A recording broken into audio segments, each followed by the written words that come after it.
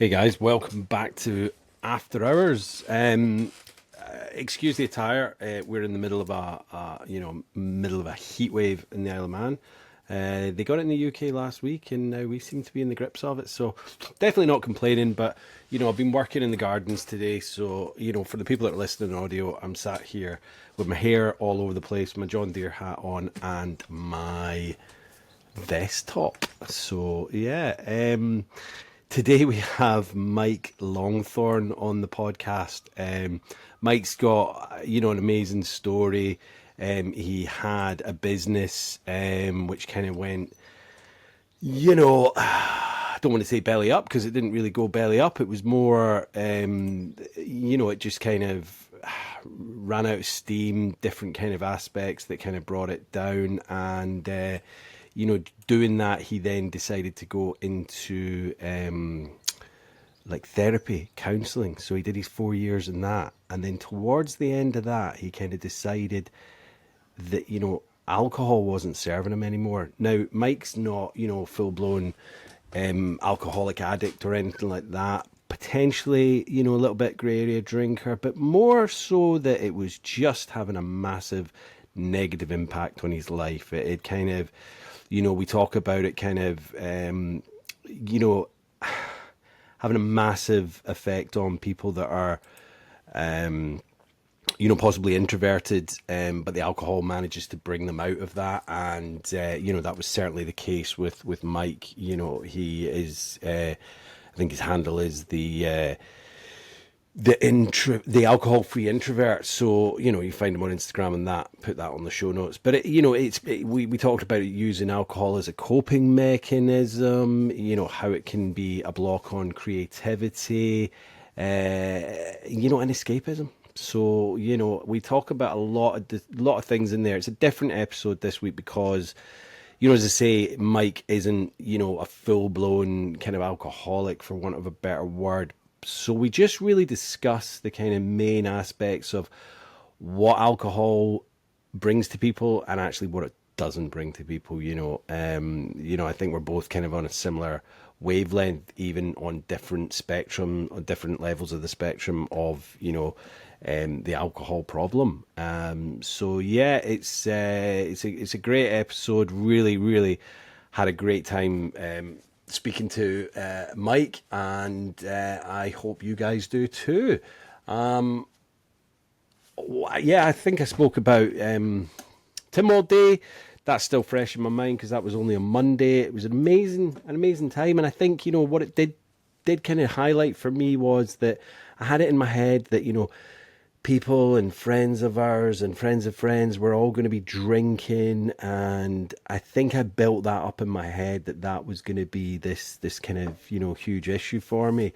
I've said on the pod that I do go to kind of social events and things, but because Jen wanted me to stay right to the end when the pipers were playing and all that, I think I built it up in my head. And you know what? Like, it was great fun. It was one of the best nights that I've had, and I stayed right to the end to listen to the bagpipers and absolutely loved it. So, from that, I think it highlighted that even if you're kind of got so much anxiety about going to something because you think you're not going to enjoy it, just do it. Just do it. Try it. Do you know what I mean? It's, what's the worst that can happen? You come back and you go, well, I'm not doing that again, but it didn't kill you. So yeah, it was a great day, night, and 23 days until the wedding. So, that's kind of the main focus of everything at the moment. Obviously doing the podcasts and working, but that's kind of taking up our weekends and our mental space at the moment. So, I'm really enjoying doing the videos, guys. I haven't actually, obviously you'll have seen two of them hopefully now, but I haven't gone when they've been dropped on Spotify and actually, watched it back yet. So I'm quite excited about that. That's probably not going to be until quite a few weeks down the road. Obviously this will be coming out, I think, in late August, maybe September. So I'm talking to you in the future, talking to myself in the future. So I'll stop rambling now and we'll listen to Mike. Listen for the similarities, guys, because I think you'll find a lot in Mike's story. So I'll see you at the end. Cheers, guys. Bye bye.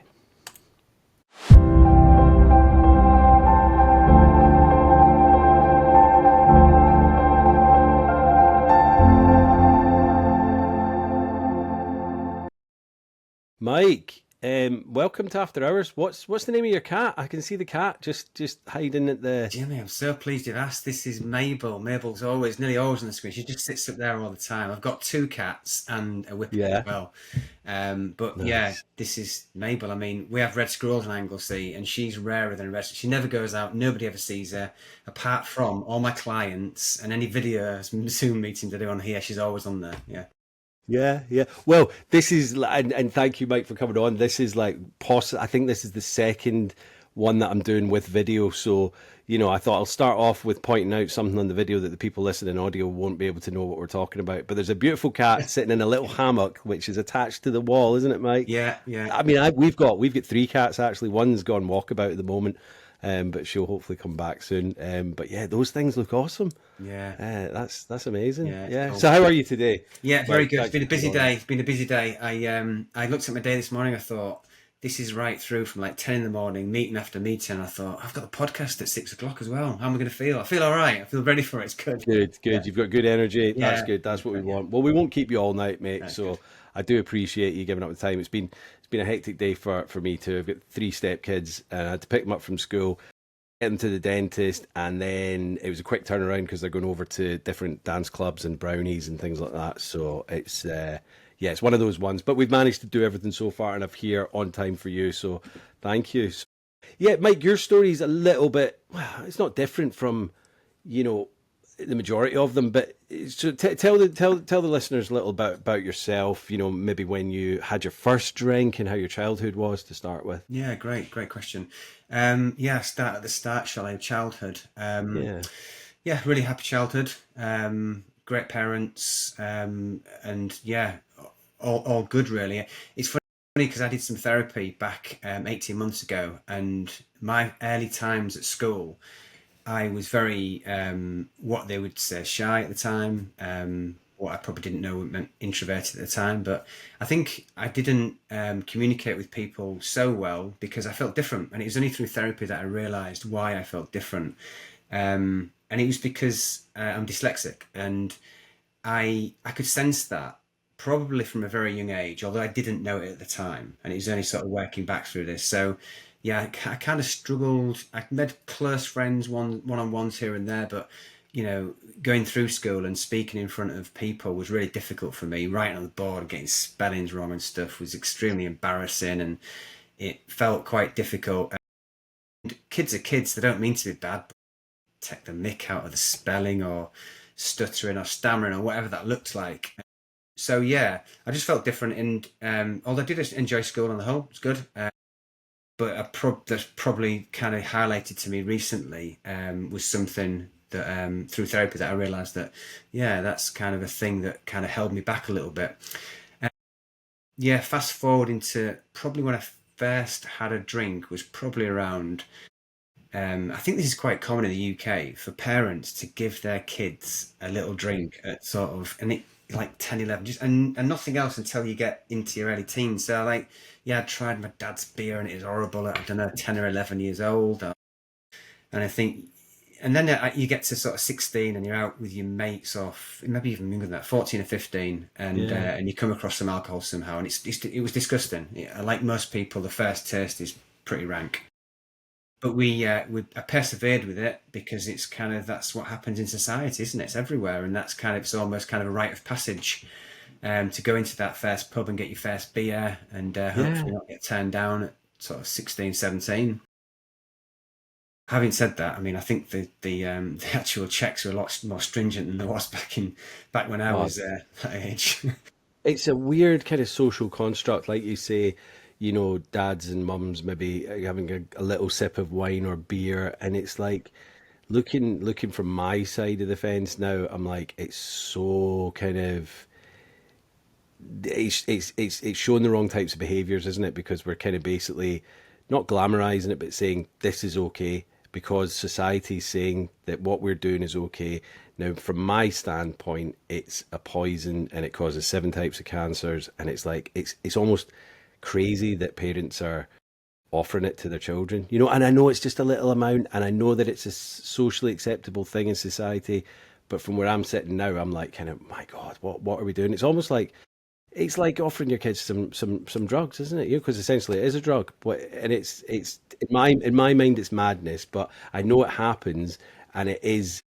I guess in places like France and maybe even Germany, they're kind of taught to respect alcohol a little bit more, and I think they're given it with like meals and things, and then I suppose for us it's this forbidden fruit that we get a sip of at like maybe 10, 11.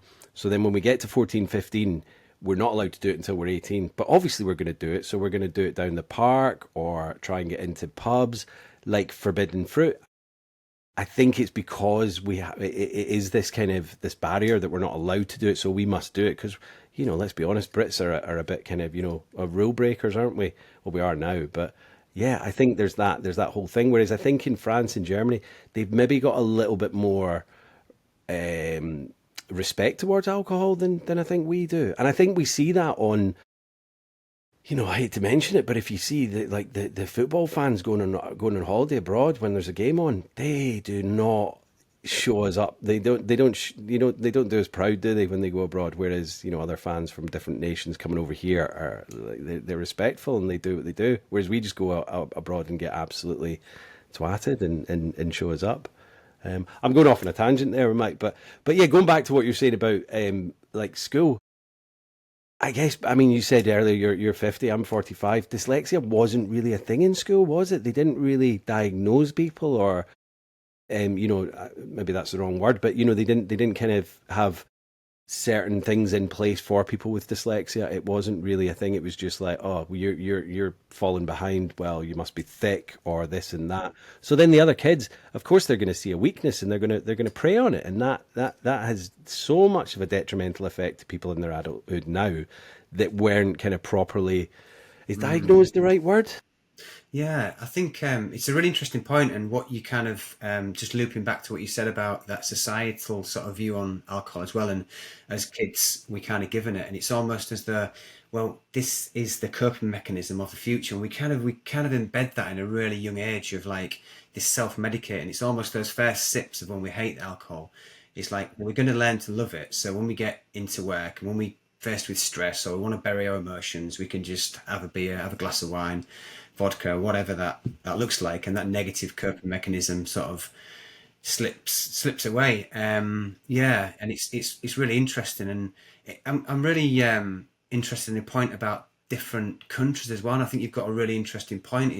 And I wonder how that happens. I wonder why there's a more respect for alcohol in different countries, because I understand exactly where you're coming from, and that kind of that example with the football fans is really insightful actually. Yeah. Yeah, thanks. I mean, it's like Germany is a massive drinking culture. They have the Oktoberfest and all of that, and France obviously the mother place of wine and all that. But they don't. I'm sure they have people with like alcohol use disorder. I'm not saying that, but we seem to have this massive underage binge drinking kind of epidemic from an early age. I don't know if it's as bad now. I think the young like Gen Z or Gen Z, I think they're getting a little bit better at that. I don't think they're doing what we did. There wasn't much to do when we were about, 14, 15. It was just like go down the park and, Yeah, yeah. get some Merry Down or Mad Dog 2020. But I think, and I might be wrong, maybe France and Germany, I didn't grow up there. Maybe they do have that whole underage thing. It just seems that they do have a bit more, like I've been out with French people back when I was drinking, and they would sit, we were having a meal or whatever, and they would sit with maybe a glass of wine the entire meal. Whereas us Brits would be kind of topping it up and, waiter, garçon, another bottle for the table. Do you know what I mean? But they would manage to make that. And that could have just been the individuals that I was with, but it seems they have a little bit more decorum, if that's the right word, over it, and Yeah. respect. They're not like I think Brits as a whole, we drink to get shit faced. That's Mm, kind of our ethos. And mm, I know I'm blanket, kind of canvassing the entire country, and I know not everyone's like that, and I think people are getting better. But from my experience, and maybe I did grow up with a lot of drinkers, but not like majority of my friends aren't. Well, I would say 99% of my friends haven't ended up like me. They've been able to, control the drinking and all that, but. I think there's a lot of people in this country that they drink when it's been a good day at work. They drink when it's been a bad day at work. They drink when, we go hiking. We have a drink in the pub afterwards, or if we go to the theatre, there's a bar. The cinema, you can now go and have a couple of pints, which I hated because I'd have like two before we went in, and then I'd need a wee halfway through. But I like what you're saying about the kind of social aspect of it, and drinking like after work and things like that. But like it's also the social aspect. If once we're coming up and we're using it as this kind of tool, we use it as a tool to socialize in a work environment. All like I got sober at 40 and I didn't know how to socialize without a drink. Yeah. And that's from 14. Well, this is it, isn't it? This is it. And I think this is where the training starts, isn't it? So, yeah, had my first drink around about 16, starting to go to the pubs. And then we're a similar age, kind of 5 years in between it. And for me, it was kind of the like early 90s or 1990, early 90s. And house music was a huge thing. It was kind of coming up massively. So with the drink, it was kind of more into drugs for me, probably, and more ecstasy, and having fun with that, and drinking probably less at that stage. And looking back now, I'm not saying one's better than the other, but I probably did myself less damage in many ways, because it was only a weekend and it wasn't a huge amount. And then as kind of years went on into my late 20s and early 30s, started getting into drinking more. When I was going out, I was drinking. But it was never a huge amount. There was some big nights and some binge nights, but it was never a huge amount. And I think for probably, I always say about 10 years, but it must be about maybe even more, maybe 12 years. I had real ambivalence to saying, I want to stop this drinking. It's not serving me whatsoever. Because in the early parts of my career, I remember I would be at work feeling really anxious, feeling not confident with customers, not being cognitively aware, and I wouldn't be confident at all. And when I look back now, it was because of alcohol and drugs that I wasn't confident, because it's great when you're on them, but it's the kind of the fallout afterwards, isn't it? It's the hangover and the come down. And then trying to fight and grapple with your neurochemistry when you're in that real low spot of coming down or on a hangover, it's just really difficult. I used to, like many people probably listening, I would have nights where maybe I wouldn't go to sleep and I'd go into work the next day. In my early 20s, I used to work for Audi, and I'd try and sort of and I worked for them for 10 years, and it Hmm. didn't destroy my job or anything, but And what were you in sales or? yeah, I was in sales. Yeah, I reckon I could have Yeah, sold a lot more Audis if I'd have been a lot more cars if I'd have been yeah, with it, yeah, yeah. And but it was all about kind of partying. I get home. I was into making music at the time, as well as a kind of like Nice. yeah, as kind of a hobby with a mate. I used to have a house. We used to have a house together. It's great. Get home every night, smoke a lot of weed, get on the Cubase, and make a lot of tracks and stuff. And it's great fun. It's great fun. You're But being yeah, look, productive as well. That's the thing, because you can do that in your early 20s. You're maybe having a bit of a yeah, smoke, yeah. probably a couple of beers. But sorry to butt in, but like going back to what you're saying about the ecstasy, I was exactly the same. As soon as I started with the ecstasy, maybe when I was about 16, 17, 18, and yeah, the drinking went out the window, because we used Mm. to go to the Arches in Glasgow, and there was very few people drinking in there, and you could spot them a mile off. One of our mates who wanted to be a dentist, he is a dentist now. He didn't want to touch any of that. He would smoke a bit of weed, that was it. But he don't want to do any of the Class A's, and you could see him wandering into the dance floor like a mile off, because he was a staggering drunk, and we were like, what's this is not what partying's all about. But like, yeah, as I got older, we couldn't do that all the time, because the come downs take about 2 or 3 days to get over.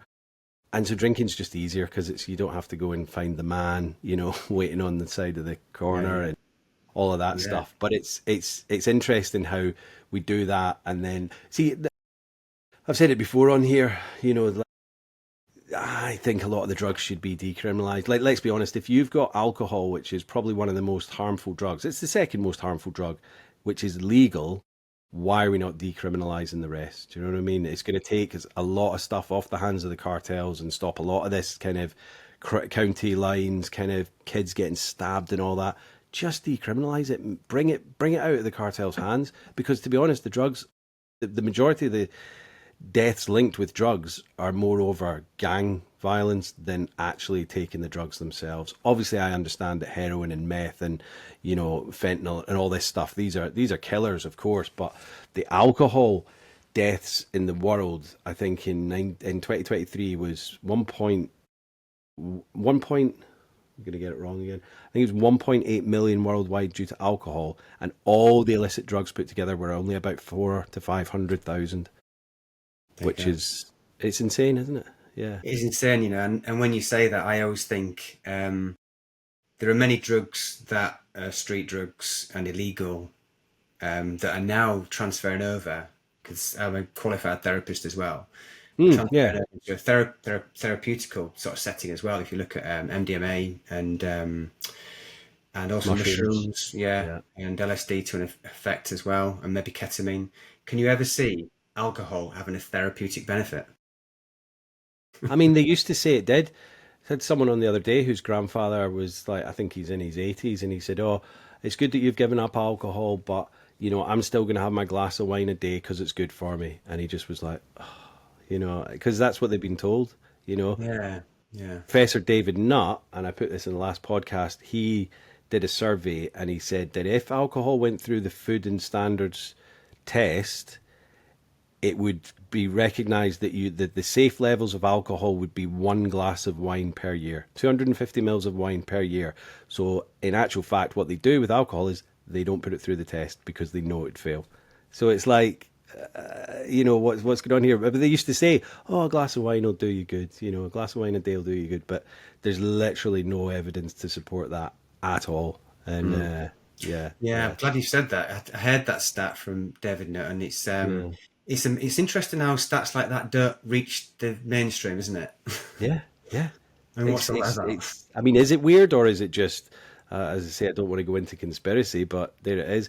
Another stat is that in 1988, the World Health Organization classified alcohol as a Category 1 carcinogen with tobacco, asbestos, and radiation. Why does nobody know about that? You know, it's it's crazy. So, how did you get into? Okay, so tell us a little bit about your life. So you were a car salesman, and then Yeah, I know and we keep then going off I on so tangents. so working at Audi, I started to I got a job as at the time they were trying to push the A8, which is their biggest car. Hmm. So I was given this title A8 advocate, and that allowed me to work with business owners. So we'd start giving business owners cars for a weekend or a week to drive, because it was up against the Mercedes and the BMW big cars, and Audi were quite far behind at that time. It was kind of like about 25 years ago, and I got speaking to a lot of business owners, and I was thinking I quite like this business owner thing of kind of having your own sort of destiny, having your own business, and it feels quite free and quite liberal. And that got me thinking about my own business. And in 2008, I ended up. I was going to say leaving, but I got sacked. I never had any written warnings or anything. However, we started a business with my ex-wife and another friend on in Wellies of all things, importing All them from right. China. Yeah, importing Yeah, from yeah. China, and it was Wellies with a wedge. So we had a design registration on this wedge. We went on Dragon's Den 2 years later and got investment and worked with Theo for 3 years. But it's kind of long stories. But the story of getting kind of from Audi was I started sending these packages out when we were a really small business, and I used to put them on the reception. But at the same time, I think unconsciously, I was kind of done with the whole sales thing and the way it was working there. And the new management I didn't really like. I was doing well at the time and I was selling a lot of cars, but I don't think they liked that I was outspoken. And I started sending these packages out from the reception, and the general manager caught me doing this once. Basically, yeah, and I got fired for that. But it was kind of a nice kind of One fight. They kept time. one time, but they I let mean, me. at one time caught. Sorry, but Yeah, yeah, one but time like, caught. Yeah, one time caught. But because I was becoming outspoken, they wanted me out of the business. They knew I had this yeah, business. They knew my heart wasn't in it. But the funny thing is, they let me keep my company Audi for another month. So it was quite a sort of weird sort of firing situation. yeah. Yeah, but the funny thing is, and I think I felt this with my coaching business as well. Yeah, I was kind of put with backs against the wall at the time, thinking I need to make this work. This needs to bring in money now. And sure enough, within a month, I got a company called JD Williams on. Then I got ASOS on, some big names, and Debenhams were in as well. So I started to get big companies on board. And the business lasted until, there's all sorts of kind of ups and downs. We kind of launched a fashion label as well, and it lasted till 2019. And just as Okay. COVID was Wow. starting, it went under because there was all sorts of challenges with fashion at the time. At the time, we'd kind of grown from, we had a warehouse in Hull where I used to live, and we used to start producing the clothing down in Leicester as well. So we had a cut measure trim unit, a CMT unit in Leicester where we employed some people as well. And I was living down there at the time. And so it all basically we were scaling really quickly, Jimmy. And then the banks were behind us, giving us invoice financing, all that. And there was kind of a perfect storm in as much as we had. Was this before 2008 then? Yeah, well, we started 2008 in the business, Oh, and we so went like under in literally, 2019. So it's like 12 years the business was. but that's start of the credit crunch, wasn't it? Yeah, yeah, we started 2008. So you kind of went straight off that, right? Yeah. Yeah, Right. yeah, it was good, and I think there's, without kind of going too much into that, but there's a lot to be said in that statement because we all look at the national news, you all think this is bad, that's bad, or this is good, that's good, because we look at a big overview of what's going on. Actually, it's each individual person's life is different, and I think it's a good point to remember that. Yeah, and it was good for us. It was a good start as well. But then in 2019, because of quality issues and returns and other companies going under. I think House of Fraser went under at the time. Debenhams went under. Their cost us a fortune. The whole lot with quality issues ended up costing about 300 grand, and we was trying to keep the business afloat.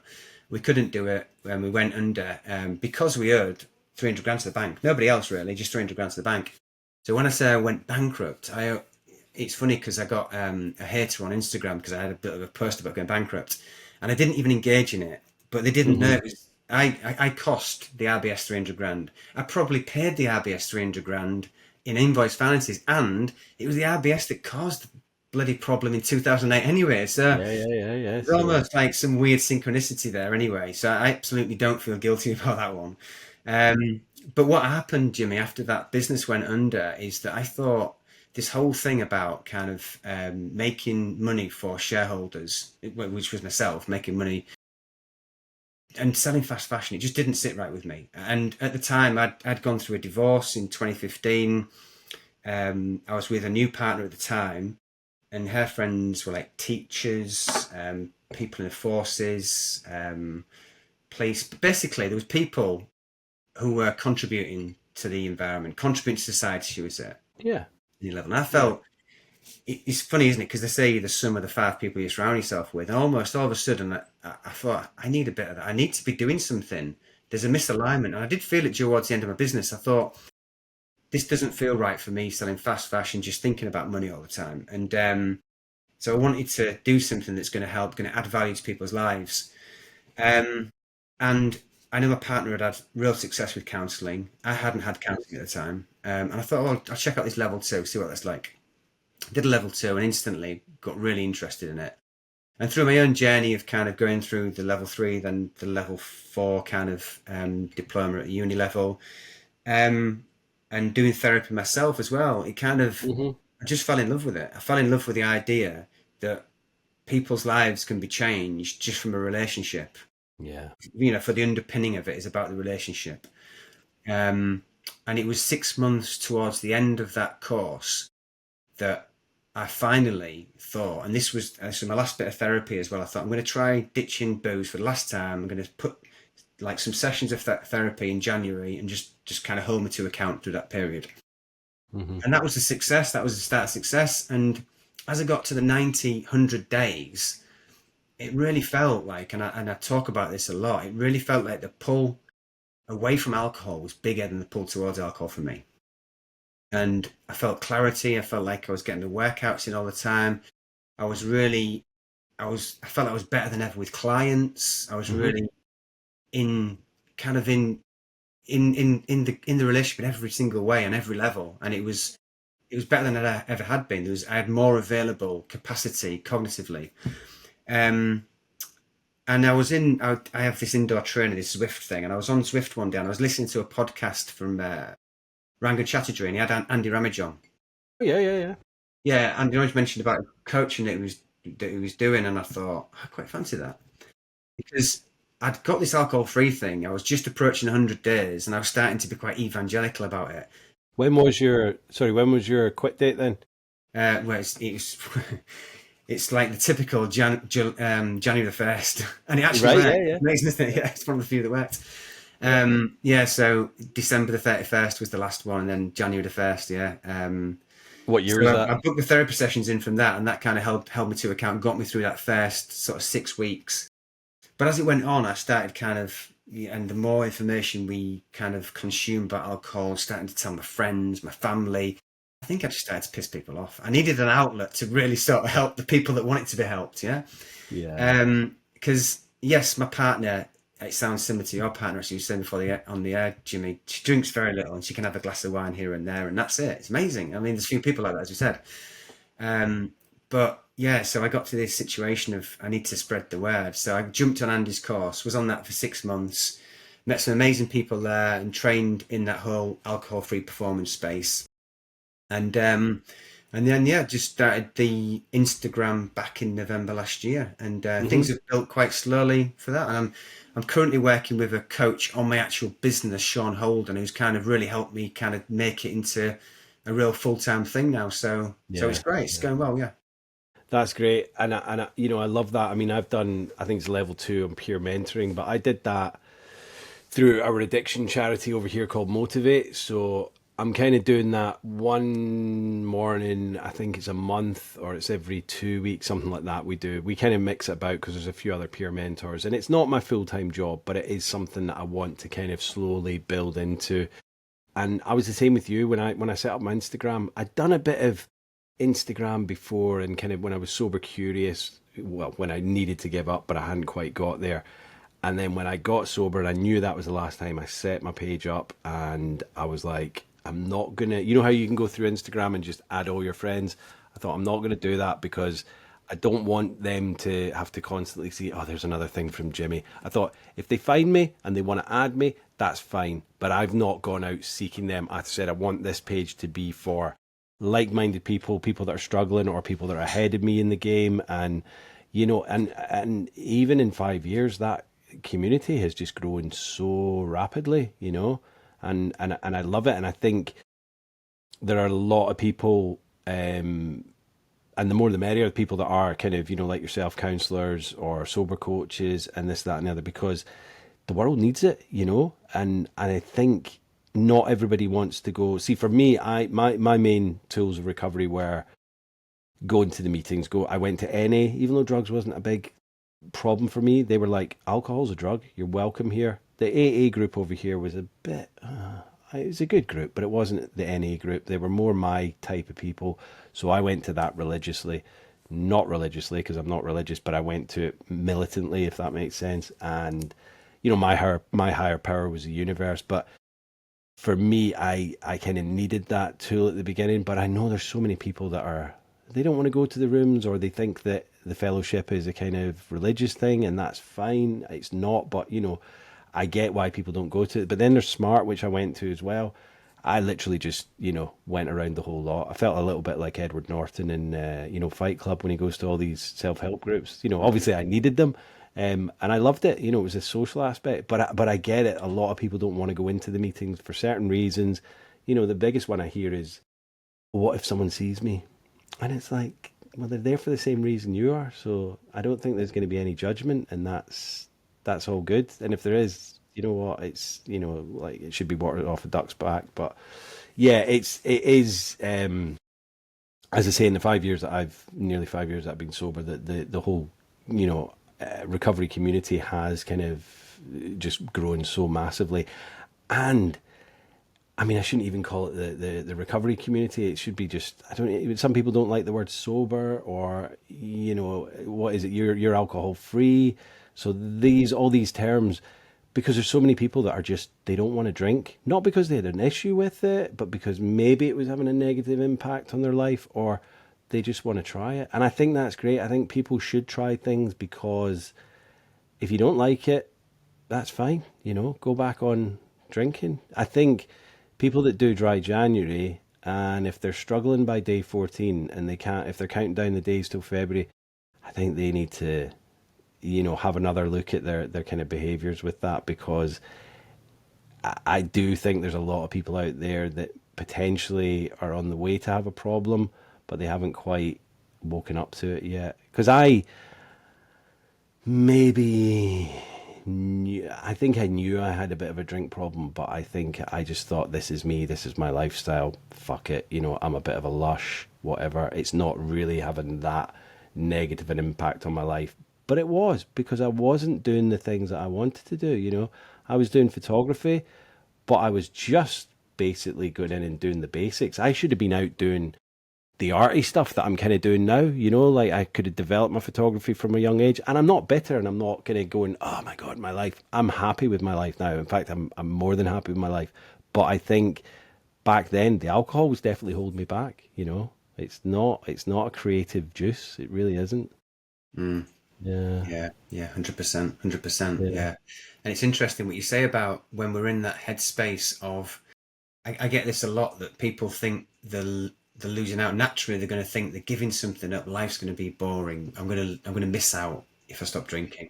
And it's an unrealistic for me to think that they're going to think any other way, because you Hmm. don't know until you've kind of got to the other side and you've had spent enough time away from alcohol to believe that, and filled your life up with stuff that does align with you intrinsically, and you kind of find joy in other things that work and align with you, that you're going to think life's going to be dull without it. And and that's where the ambivalence lies, I guess, because people are going to drink. People are going to drink because they think there are positives to it. And apart from that little bit of a high for 15, 20 minutes, an hour, we sell ourselves, we sell our soul, we sell the next day, we give it up, don't we? For that little high. And it's the perfect trap, isn't it? Because we have that little high, and then we feel shit the next day, and what brings us back round to feel good again is another drink for another 20 minutes and an hour, and then we do the Hmm. cycle again. Yeah. And It's regardless of how weird. much people drink, yeah, that's often the cycle, isn't it? Yeah, and like, imagine if you went out for a meal on a Friday night and you ate something that you'd never had before, and it made you dog sick for the weekend, and you'd be like, not gonna have that again, am I? But will we do it with alcohol every weekend? It's like, oh, I'm so rough. I'm gonna have a McDonald's, and then, but we just accept it. It's like you are physically ill, and as you get older, it gets worse and worse and worse. But we don't think, we know what's caused it, but we don't think, I'll just knock that out. It's crazy. Like, we have a thing over here called, so Tynwald is the name of the Isle of Man government, and it's the oldest continuously serving government in the world. Like, historically, it was set up by the Vikings in 11 something, I believe. So Tynwald Day is always the 5th of July, unless that's on the weekend, and then we get a bank holiday. So this year it was on Monday, and my fiance and the kids, they're all involved in the Manx dancing, which is amazing, but it's a long day.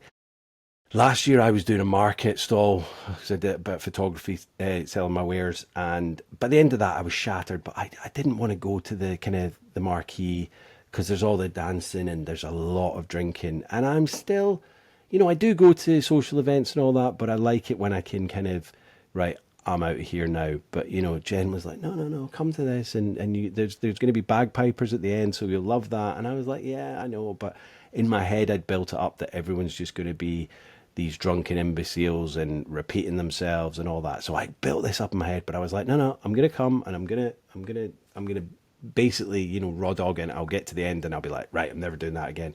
Do you know what? I had one of the best nights ever, best days and nights this on Monday there, because it was, yeah, there was a few people drinking, but we were just kind of, we had our little camp chairs and we were dotting around different people in the crowds, different friends and all that.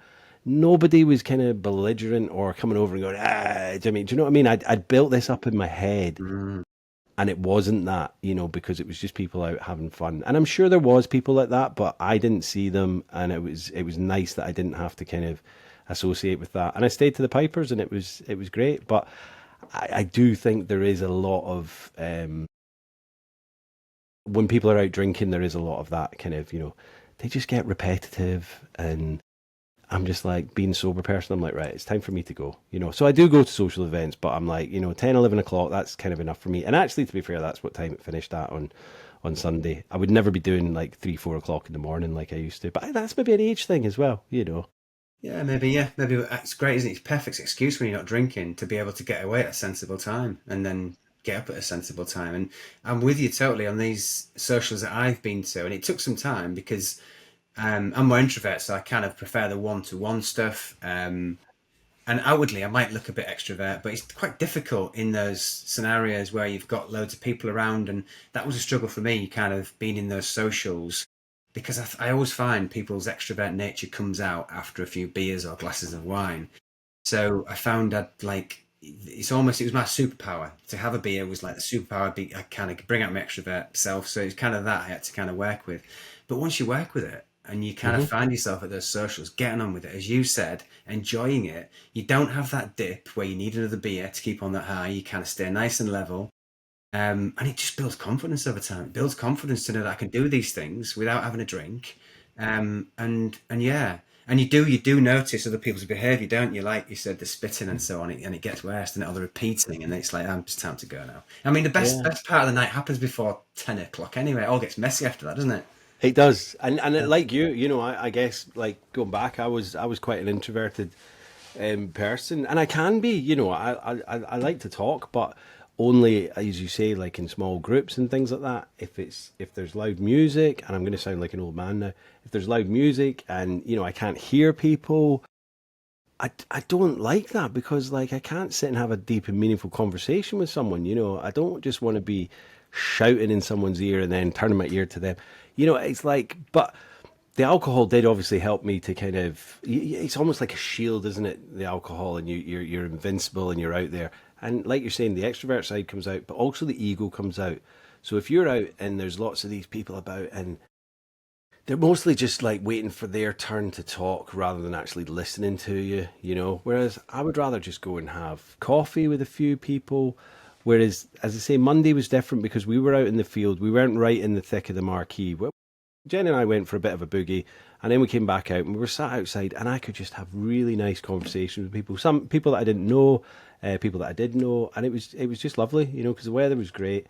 And that to me is like a perfect night rather than this just shouting, bawling, doing stupid things, trying to outdo each other, the ego taking over, and then waking up the next day feeling like absolute shit. You know, Yeah, it's and that it's ego, crazy. yeah, that Yeah, ego gives that space to allow you to say the shit that you didn't want to say, and you wake up the next day thinking, "Did I say that? And why did I say that?" And it's great not having that the next day because you're kind of not saying the stuff because your ego's not kind of front and center. yeah.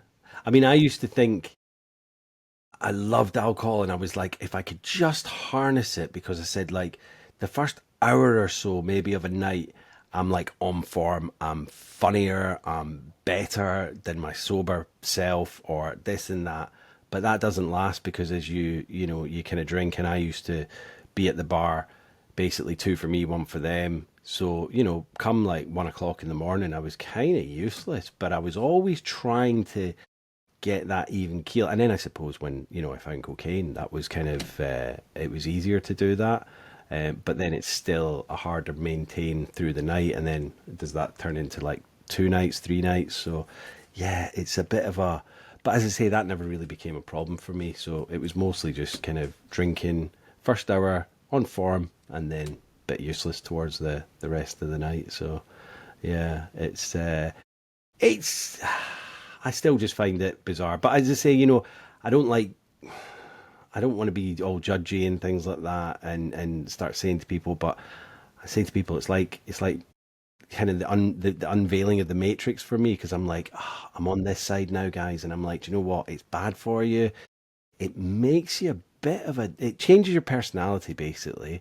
You know, I know that's not with everyone, but you know, you get people a lot of drink, maybe 3, 4, 5 drinks in, it changes them. They either become, you know, very outspoken, too outspoken. Some people then want to fight or they become argumentative. And I know I'm doing the extremes, but you know, let's be honest, the police would probably have a much more chilled night on a Friday and Saturday night if people weren't drinking. Because now you've got, what is it, prinks, pre-drinks? Is that what they're called? I've not heard of That's that. what they call it now. I mean, we used to do it as well, but now there's a name for it. It's called prinks, pre-drinks.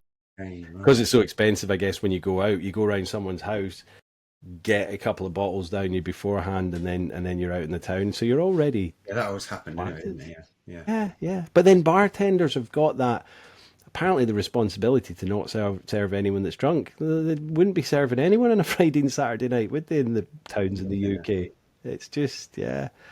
So it's yeah. So like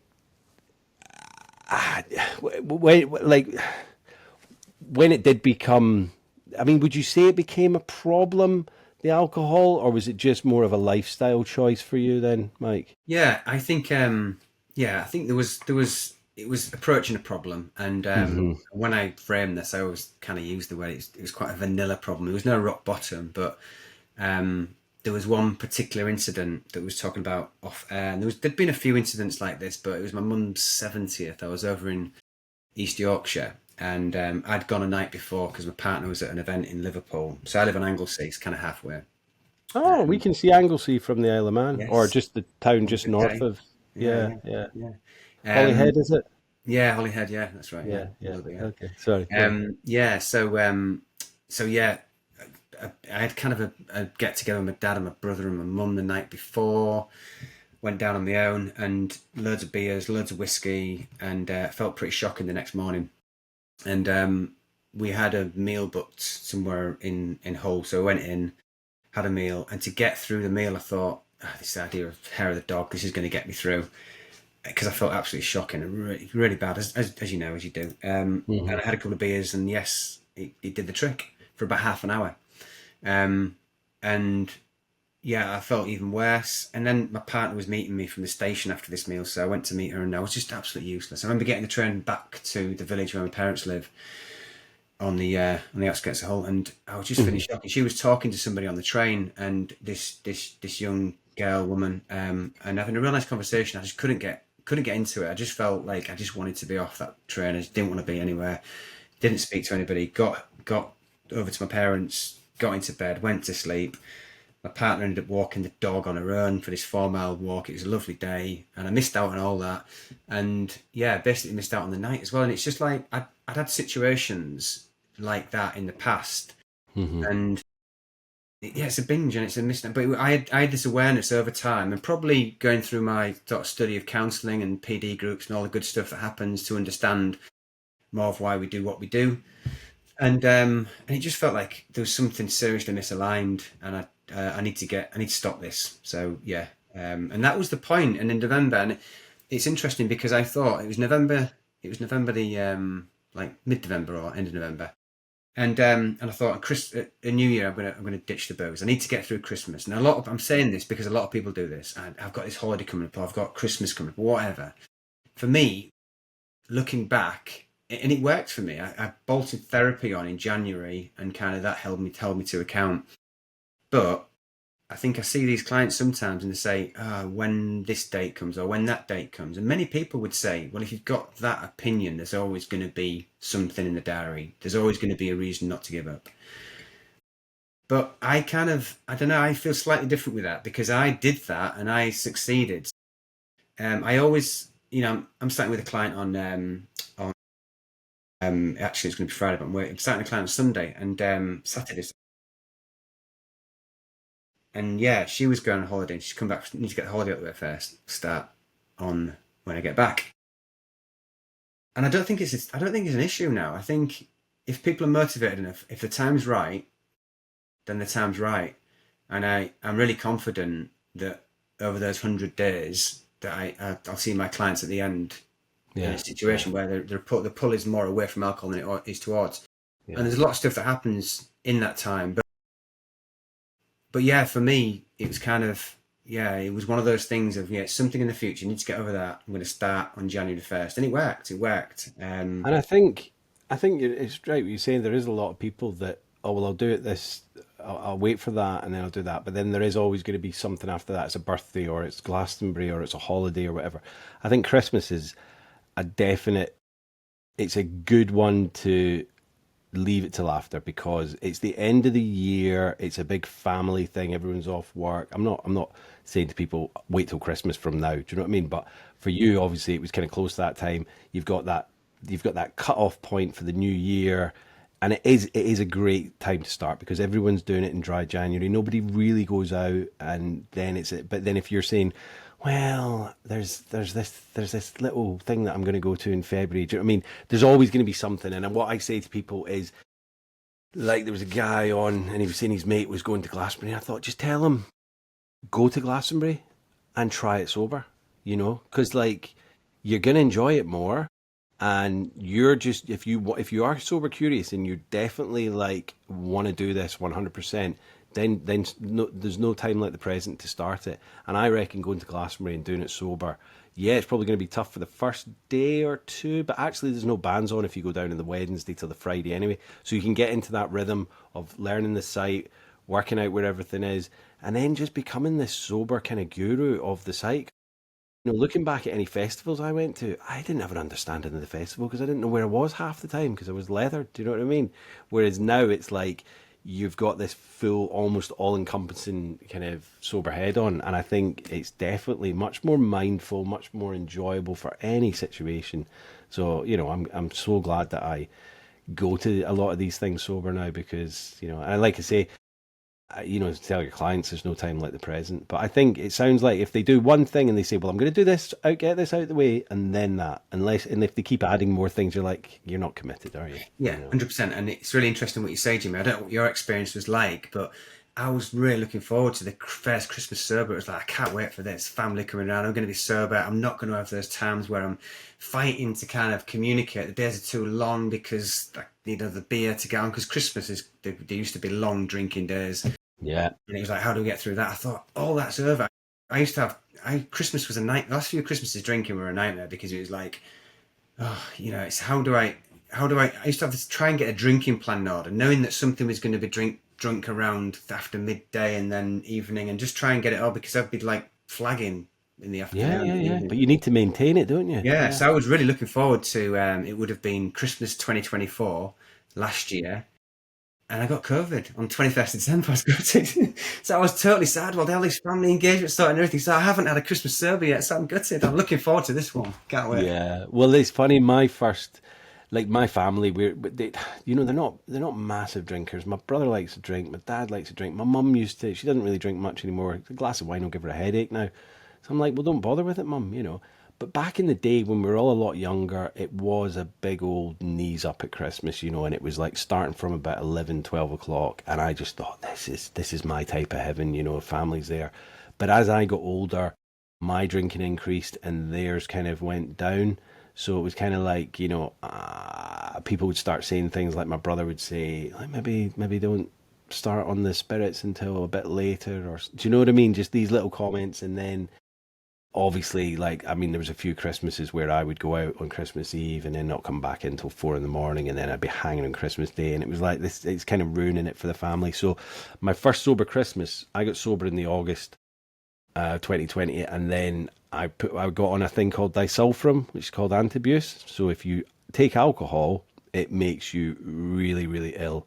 So I was like, I'm going to use that as a crutch. I don't want to be on it for a long time, but I thought I'll go on it for 6 months, get through Christmas, and then, I'll be plain sailing. But by the time it got to about 1st of December, I was over my 3, 4, probably 5 months about at that point, maybe 4.5.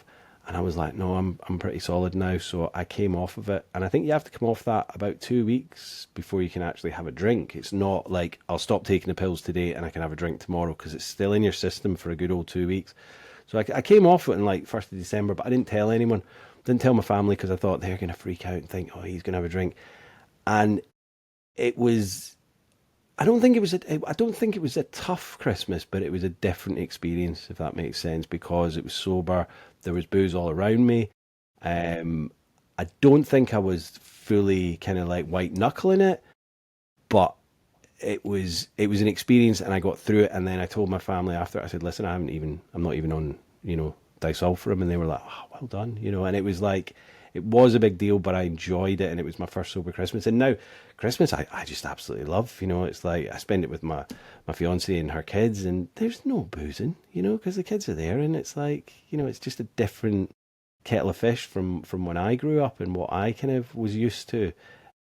And I'm not saying that like we used to drink parents were drinking when I was the kids' age. Do you know what I mean? But they would probably be having a few sherries or something like that. But it was only when my brother and me became adults, it was like, yeah, we're gonna have big ones.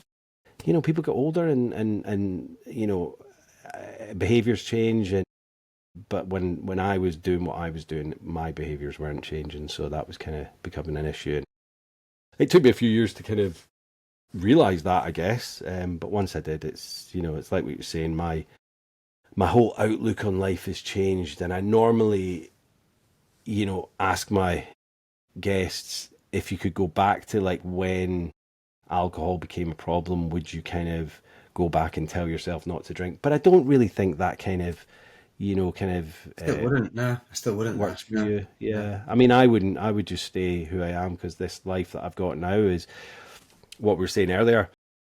My photography I'm doing again. I've got my own gardening business. I'm doing the podcast. I've trained to be a peer mentor. I'm getting married in a few weeks. Do you know what I mean? Isn't it? And all I did was give up one thing.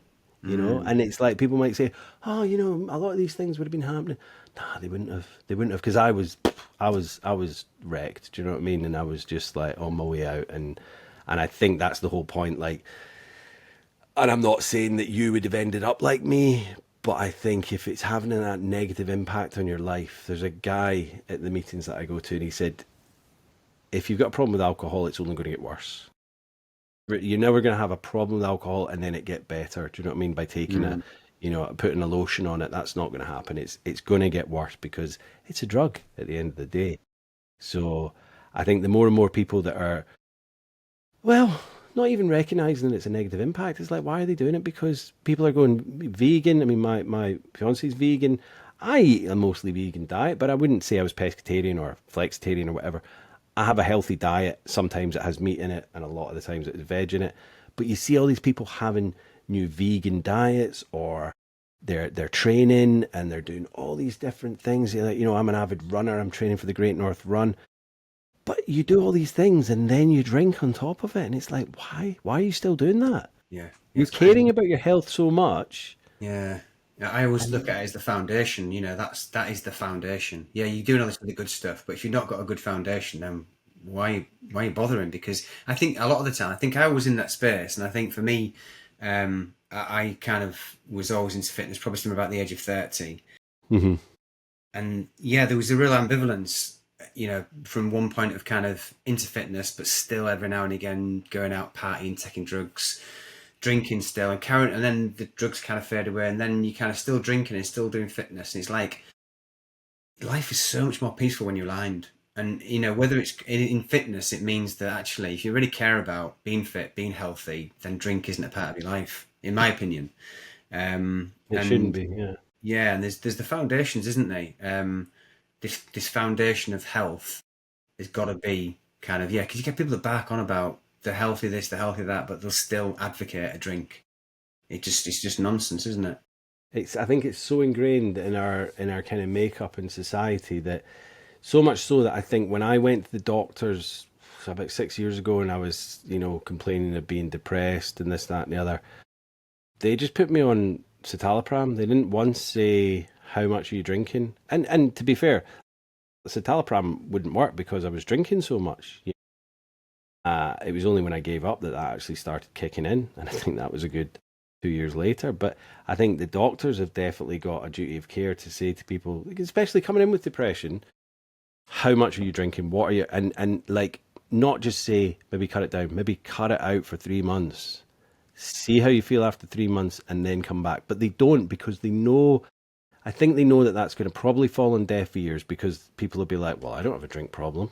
It's like, I mean, we're not saying that. We're just saying give up the depressant poison that's going into your body and Yeah. see how you feel. Mhm. But they don't seem to do that. And it's just like they'll go, here's have some pills, and that'll fix you. Whereas like, I'd rather not have any medical stuff going in me, medicines going in me. I'm very much so like looking after what yeah, like we only get one vessel, don't we? So it's kind of like, and hopefully I'm not too late to start really taking care of it because I smoked, I drank, I took drugs, I ate really unhealthily.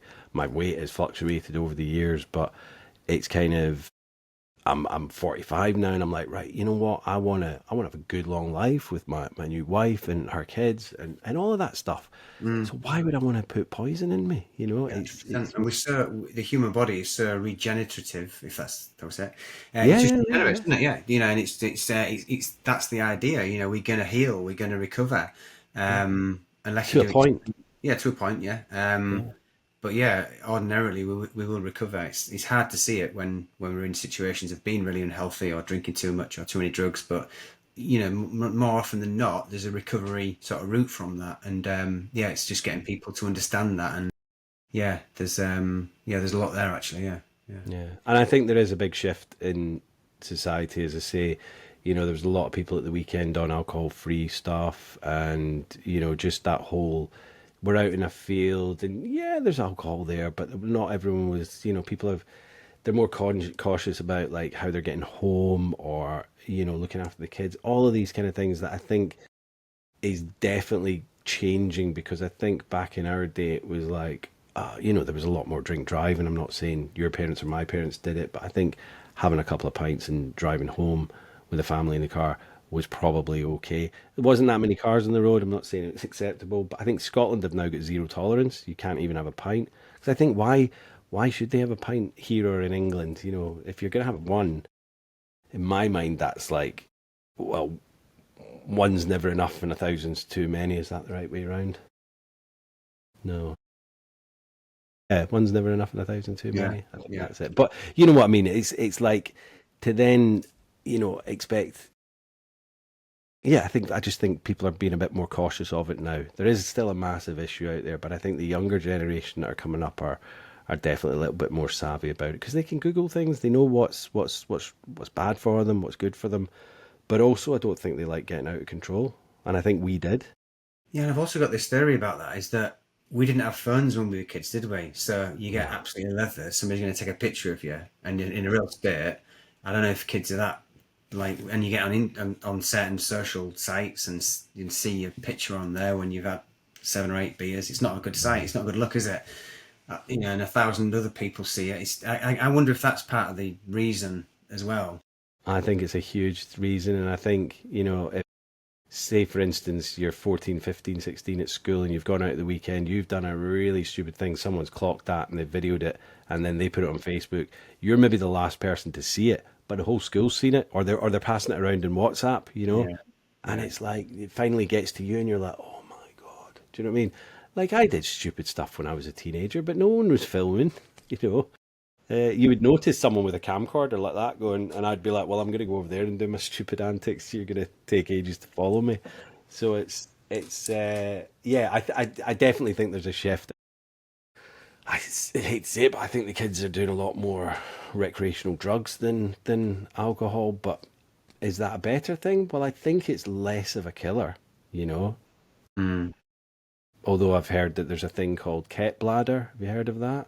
I've heard of it. Yeah, yeah. Yeah, which is really dangerous. It's kind of like, and there's no kind of remedy for it. Once you've got it, you've got it. And there's kids like in their early 20s with ket bladder.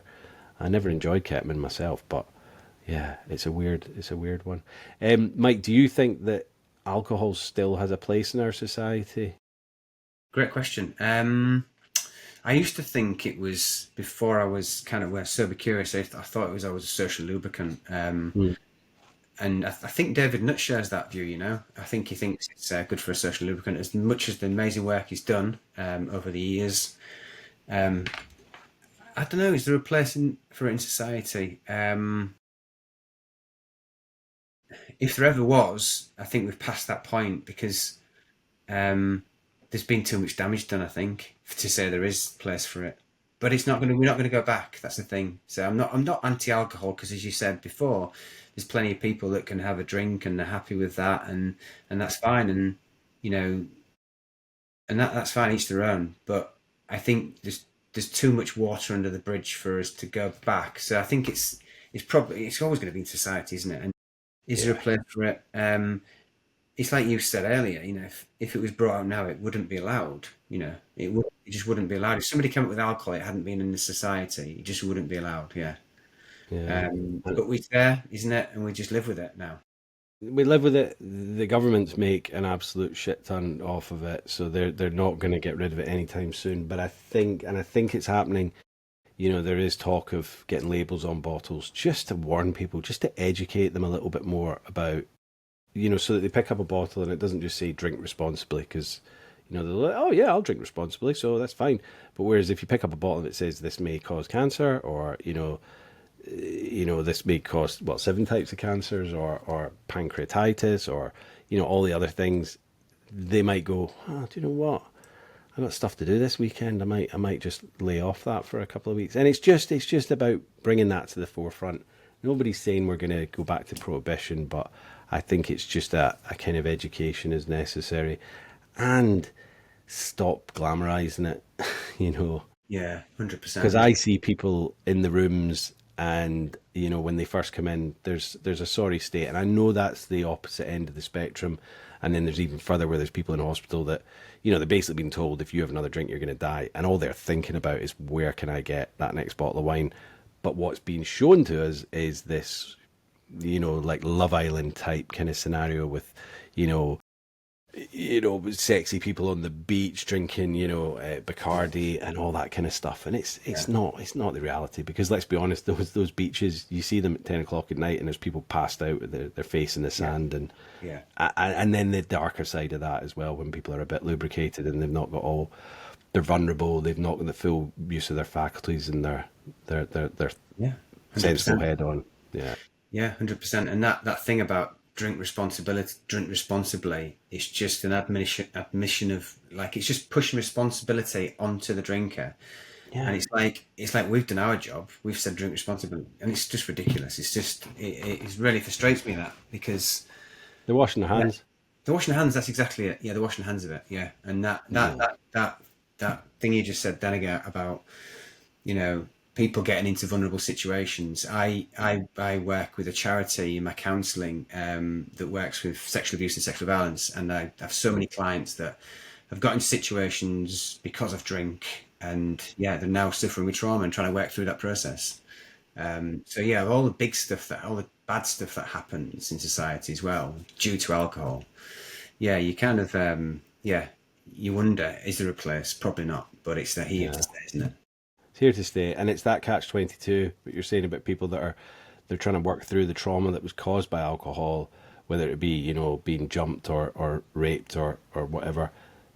But a lot of people then fall to alcohol to work with the trauma. If they're not seeing a counselor or a therapist, they're turning to alcohol to kind of combat the trauma that's caused it. So it's this vicious circle, and it's really kind of, yeah, as we say, it's ingrained in our society as being, oh, you've got a problem with drink. Oh, well, you're obviously not doing it well enough. You've not got a full handle on it, and it's like, no, it's this socially accepted drug that is highly addictive. So if someone's fallen off the wagon, it's not their own fault. It's just that how did I become an alcoholic? I hate that word. How did I become a problem with drink? And all my mates that I went to school with didn't.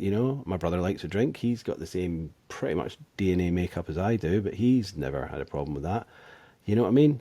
I think that I just caned it maybe harder and longer than the rest of them, and became addicted to it. But also there's different aspects in life. There was depression that was possibly brought on with drinking too much, and there's all these different aspects of going up and down, and but at the end of the day, it is a drug, and the more you do it, the more you abuse it, it's gonna get hold of you. So yeah.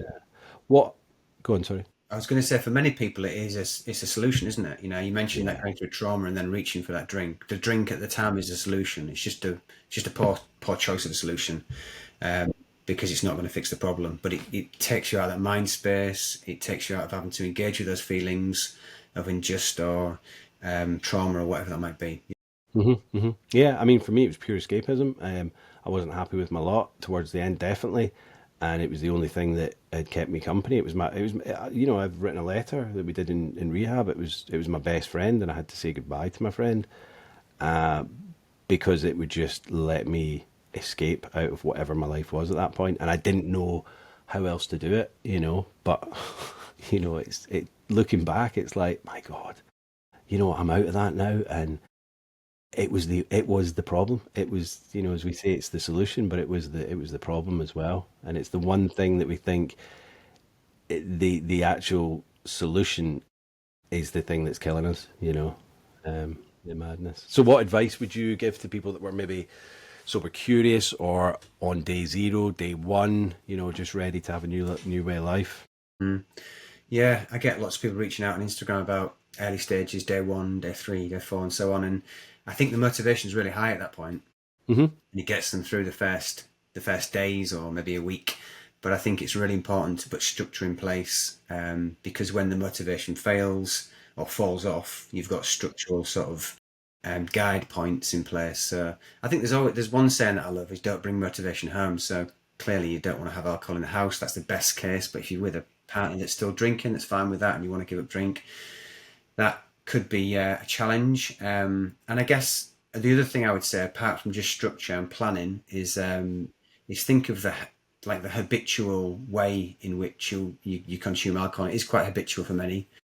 So those habits of when you drink, and try and crack those habits. So for some people, it might be getting home, relieving the stress. For others, it might be in front of the TV. Hmm. So if that's the place when you drink, then you change the habit because you get a cue, routine, and reward. You've probably heard this, the habit loop.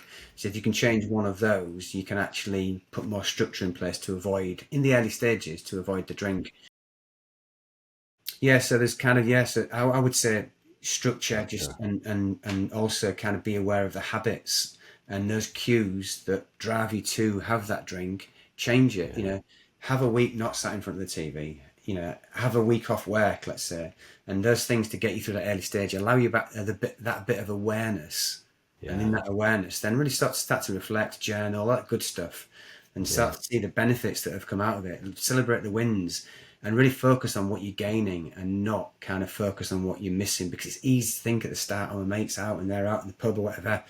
I've got an AF beer and I'm missing out. But it's like, actually, if you focus on what you can feel like tomorrow, actually focus on the good conversations you can have right now, focus on the confidence you're building in this environment. And it takes time, but you need to stack those experiences. And it is Yeah. it's a Yeah. building of time. You probably found the same, Jimmy, as well. I think the longer you go on, the more you can see how much life has to offer without alcohol. Without a doubt, without a doubt. And I think that saying celebrating the wins and the little wins, because a lot of people, especially younger men and women, they feel this draw to be out with their friends, and they feel like that it's like the FOMO, it's like fear of missing out.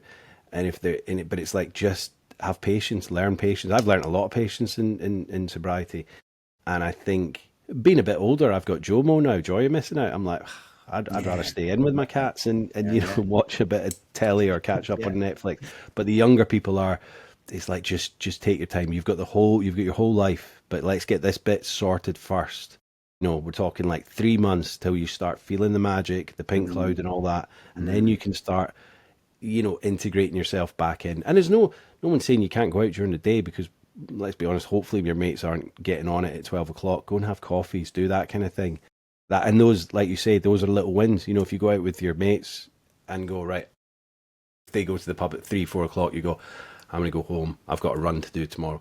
All these little things. But I think people are becoming a bit more understanding and respectful when people say, I'm not drinking, I'm not sober. yeah, There used to be that yeah, whole like, 100%. what? Yeah. Why are you not? And people are like, nah, their attitudes are changing. If there are a few people still out there that will be like, what are you doing? Because it is the only drug that people kind of admonish you for giving up. It's like, Mm, you've given up heroin. Well done. You've given up smoking. Well done. You've given up boozing. What? Do you know what I mean? It's yeah. like, but I think that's changing. And I Mm, think, the younger people, who are the people that would definitely, like you say, they've got that patience thing. They want to be out, they want to be doing things, want to be part of whatever's going on. But I think their mates will be understanding, that they're like, oh, okay, you've given up boozing, that's fine. And I think they'll be like, they're very interested in trends, aren't they? So if they see a few people doing it, they'll be like, oh, this is trending, maybe we'll do it. mm. But I think that is the case that's happening. So yeah, Yeah, and as you're speaking, then Jimmy, I'm just wondering about your viewpoint on this. With us living in yeah, this go on. world of so many kind of instant sort of responses, instant gratification through social media and stuff, and we want stuff straight away. I wonder if that makes it psychologically more difficult to kind of make habit change, like removing alcohol. Yeah, I mean, it definitely could be, because I think Well, it's the whole CBT, isn't it? You know, changing your kind of outlook. I think we are in a society where, like, you know, look at reels, they're like 2, 3, 20 seconds long, and it's like, and I see our lot, they're like, there's definitely an addiction there to the phones. Do you know what I mean? And it's like if they can't get their phones or it's been taken off them because they've done something, they're like, and I see the kind of the wild-eyed stare from, like, you know, my days when I was like, you're not boozing tonight, or this, that, and the other. So I Mm. definitely think we are in a society where everything moves quickly, fast-paced, and yeah, it could be that you know we don't want to give up something that allows us to kind of just escape as well, I guess, because I've always said to people, when I gave up, the first year I was I moved myself into a little cottage up in the hills here, and it was a little thatched cottage. It was beautiful, picturesque, but it was just this lovely little place, and I could just cut myself off. I worked for myself, so I built up relationships with my clients, customers, and that. But at the end of the day, I could just go home, and then I could spend the weekend in my cottage, and you know, I would see some people from my meetings and all that, and I was still doing that, but I just needed to be comfortable with myself in my own space, in my own head. Do you know what I mean? And I think a lot of young people are scared to spend time on their own. I think they constantly need this kind of feeding of interaction, and if it be on your phone or that. Sometimes I just sit up in the cottage, candles on, maybe a bit of music, and just reading my book. Do you know what I mean? Just utter peace. And that's maybe an age thing as well, but I never could do that when I was younger. I always needed to have someone about, or not just not always kind of communicating with them, but just so they were there. But then I Mm. learned how to just be in myself. Do you know what I mean? And Mm. once I could do that, I felt like I was ready to come back in, and then that's when I met Jen, and yeah. But I would never have been able to do that before, and it was just drinking, socializing, going out, and I think it's a distraction. It's distractions, isn't it? You know, Yeah. the phones, the iPads, the computers, the TV, whatever. Yeah. And it's Distractions. Yeah, and in that it's the opposite of consistency, and it's absolute consistency that we need to get to a place where we see alcohol and the damage it causes. Yeah, Yeah. yeah, absolutely. No, it's. I mean, it's a fascinating topic, and I know some people that get sober and they just kind of like they want to distance themselves from the whole recovery world. I need to be in it. I need to steep myself in it. Need to be surrounded by it, not to keep myself sober, but just because I find it fascinating, and I want to, you know, constantly be improving the chances of people getting sober and staying sober. You know, because it's still abysmal. Like 2 to 4% of people that are as bad as I was that get into recovery and then stay there. Do you know what I mean? But I think the more and more people that are doing it in society, it becomes easier. And I, as I say, I think it's a fascinating subject, and I think we're constantly learning different aspects of it. And I think a lot of things that you learn in AA, or you know, in CBT and all that, you can use in normal life anyway. So it's, you know, keep your side of the street clean. You know, play the tape forward if you're thinking of, you know, going and doing I don't know, making some choice or decision in your life. It doesn't have to be drinking. It's like, where's that going to lead you to? You know, what's going to end up if you do that situation, and then you play the tape forward. So yeah, it's fascinating. Um, Lastly, Mike, what have you got, like a book or a film that's kind of to do with recovery, sobriety, that you've read or seen recently you want to share with us? Yeah. I went to the cinema to see a release, and it was from a famous book, and I can't remember. It was filmed in the Highlands, actually, of Scotland. What was the name of that film? The Outrun. The Outrun. Yeah, amazing Yeah, film. it was Incredible. Saoirse Ronan. Yeah, Yeah, yeah, yeah, I loved yeah, it. yeah, yeah, It amazing. was beautifully shot, and just so brutally real. Like, I went to Jen to the cinema with it, and I was just looking over at her at certain points, and I was like, my God, it's such a true depiction. Like the bit where she hides the vodka down the back of Mm, the stem of the sink, and yeah. she comes running in and she has to go and do that. I was just like, I mean, mine was in the cistern of the toilet, but it was close Mm, by, you know. Yeah, mm, mm. great film, and Yeah. great book as well. Yeah, Amy Liptrot. I'm trying to get her on the podcast, but she's not responded to me yet. So maybe I'll tag her in this one, and she'll listen to it and say, "Oh, come on." But yeah, I think she's kind of got to the point now where she's kind of moved away from the recovery side of our journey, because I think it's been well over 10 years, maybe 15 years, but she's writing books on seaweed now, so Okay. that's her Yeah. bag now. Yeah. Yeah, Yeah. yeah, Interesting. absolutely. Yeah. Good stuff. Yeah, cool. Very. Well, yeah, thank you so much, Mike, for giving up your time. And I know it's been a long day for you, so thank you for staying out. We've been on for what, about an hour and a bit, so thank you Yeah. so Thanks for having me, much. Jimmy. It's been great. It's been great to hear your insights as well. And yeah, I've really Yeah, enjoyed it. yeah, thank you so much. It's been great getting to know you, and we'll stay in touch. Yeah, Yeah, definitely, Jimmy. cheers, Mike. Bye, bye, mate. Bye. Bye.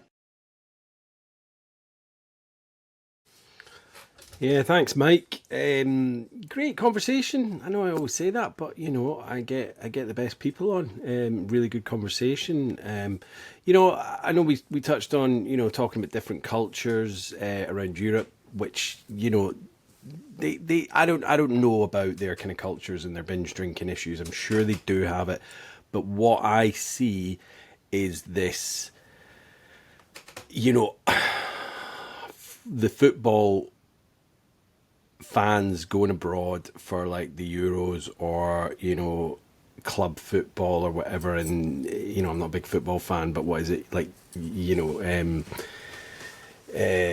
Champions League and all this kind of stuff, and they go and they just get absolutely pissed up and end up destroying like parts of cities or parts of stadiums and all of this. And it's like, you know what, if you're big drinkers and the whole thing is, it's like, oh, it's kind of sad if you can't handle your booze, isn't it? You're kind of looked down upon if you can't handle your booze. None of them can handle the booze. That's why they're acting up and doing all these stupid antics. You know what I mean? So it's like maybe they need to rein it in and start showing the Europeans that Brits can drink. Because I don't think Brits can drink. I think we just get absolutely leathered on. We don't know how to drink properly. We just go and abuse it and don't do it sensibly. So that's, I think, where a lot of our systemic problems come from, is not respecting alcohol. Maybe Europeans do that at home, and when they go abroad they have a bit more kind of decorum and they don't want to show up their nations. I don't know, but all I'm saying is from what I see from TV. I mean, the Brits did it even when the English fans, when we hosted the Euros, and we got to the final. I say we, I'm Scottish, so I don't know why I'm saying we, but they got to the final, and there were so many people that couldn't believe, well, not they couldn't believe they got to the final, but they basically didn't have tickets to get to the final, so they basically rocked up outside Wembley or whatever it was and started just drinking at like 10, 11 o'clock. There's a great documentary on Netflix about it, and it's just absolute madness. Like people climbing on buses and breaking into the stadium, and it's like you didn't get tickets, so don't get pissed up and do something you wouldn't do if you were sober. So yeah, that's kind of my kind of thoughts on that. I like what Mike was saying about the pull away from alcohol being bigger than the pull to. It's a very kind of astute kind of statement that he just, he was super curious, a few negative impacts on his life, but when he realised that the pull away from alcohol was greater than the pull to, that's when he kind of decided to, knock it on the head. Yeah, again, we're talking about, there's always something that in the future you're not going to give up for. It's like, oh, I've got a birthday, or I've got this festival to go to, or we're going on this big hike, so I'll drink. Yeah, there's always going to be something. So maybe if you are in that situation, then choose one, drink for that, and then the next one, you don't drink for that. Just one. You don't keep going on the next and the next and the next. Just do the first one that's coming up, drink for that, and then stop after that and do that thing sober. Go to that thing. Don't shy away from it. If you feel confident enough, go to it sober, and you'll have a much better time. Believe me. Yeah, and then I just think, we're talking about having structure of your kind of you know, how you're going to give up, like what date you're going to give up, you know, all the kind of ideas that are, you know, like where are you going to avoid, what people are you going to kind of associate with or not associate with because, you know, there might be a trigger, all that kind of thing. And then celebrate the wins, you know, every time you get a day, 2 days, 4 days, whatever you go to event, or, you know, even if it's like, you know, finishing work on a Friday and then going home or going out and having a soft drink, you know. I think if you are really bad with it, avoid the pubs to begin with anyway. But if you do have to go, I'd avoid the AF stuff as well. The alcohol-free stuff cannot be good if you're as bad as I was right at the beginning. Yeah, so thanks again, Mike. I do have to say the Isle of Man government is apparently over 1,000 years old. The Isle of Man celebrated the millennium of their government in 1979. So what's that, 979 when it was first set up by the Vikings? So quite an old government. So yeah. Everything's good over this side. Sun's still shining, and I'm going to go and chill now. But as I say, thanks again, Mike. Thanks to everyone that's been listening. Thank you to some Canadians. I've just noticed that I'm back. I'm in the charts, the mental health, alternative health chart in Canada. So thank you to the Canadians for listening, and pop a comment in if you're a Canadian and you're listening. On Spotify, Apple, wherever you can put a comment on the podcast platform, then please do.